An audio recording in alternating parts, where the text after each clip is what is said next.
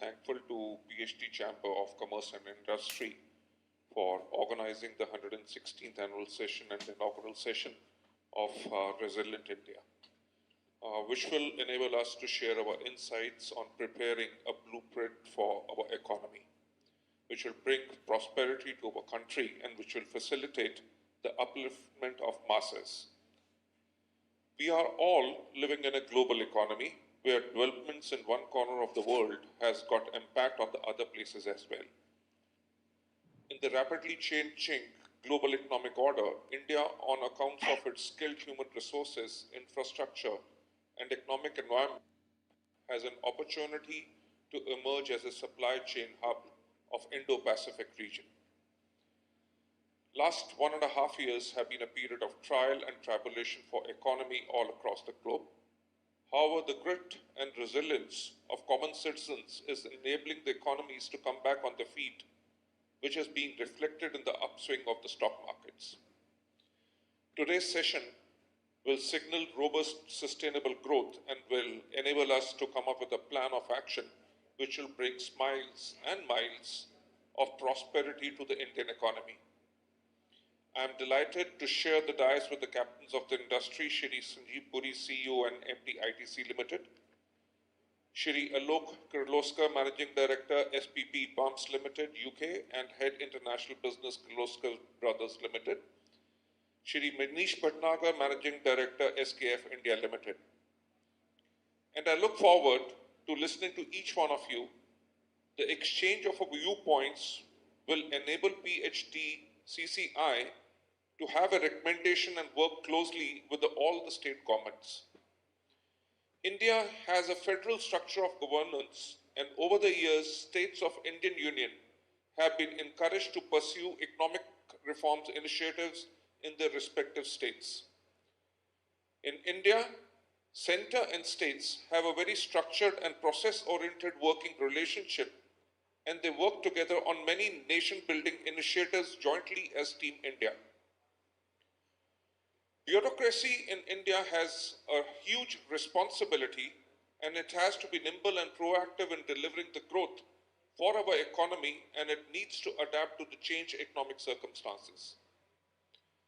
Cooperative federalism is the nucleus on which center-state relationship is based, and it ensures a flexible relationship between the central and the state governments to work together on a variety of initiatives and programs.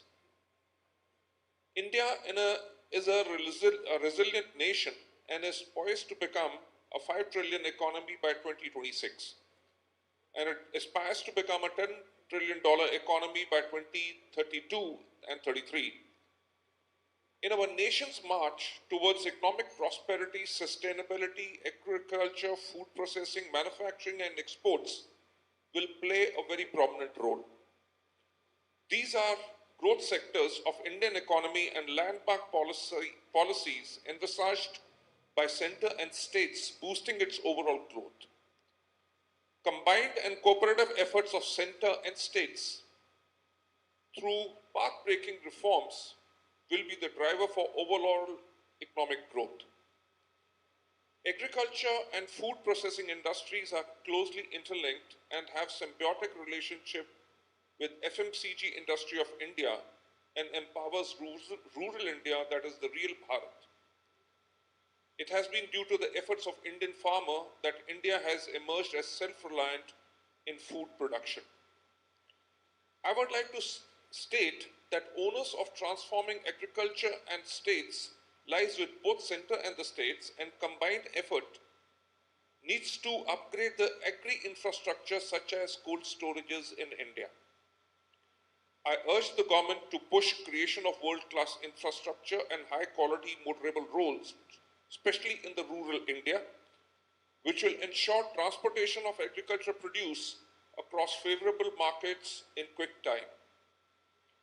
I would also like to commend Honorable Union Minister for Road Transport and Highways, Shri Nitin Gadkari, for his able leadership, and under his road guidance, if I am correct, the Road Ministry built 13,327 kilometers of highways in the financial year 2021.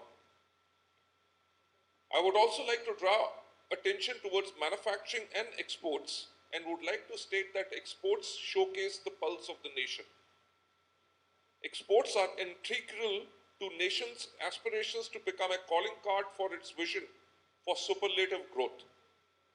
It needs to be encouraged if India has to emerge as an engine of growth. A shared vision is needed which will push the growth of our nation to a higher pedestal which will place us amongst the high growth economies of the world. Those states in India have been empowered to come up with policies which will boost the growth of the economy in the above mentioned sector. However, India still needs to have cooperative framework in which efforts are channelized for nation's overall prosperity. I would like to share the roadmap which will facilitate uptick in growth indices of our economy. India has 814 districts. I propose that there should be a central feedback mechanism where development initiatives of all districts can be reviewed.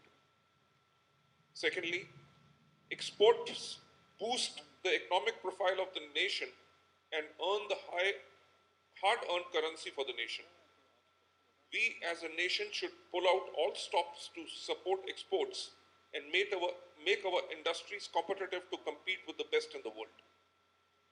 If India has to be counted amongst the ranks of the developed nations, then we'll have to invest heavily in technology and modernize its manufacturing industry. We as a nation cannot compromise on best global practices that are being followed all over the globe. We need a blueprint which will make our manufacturing industry amongst the best in the world.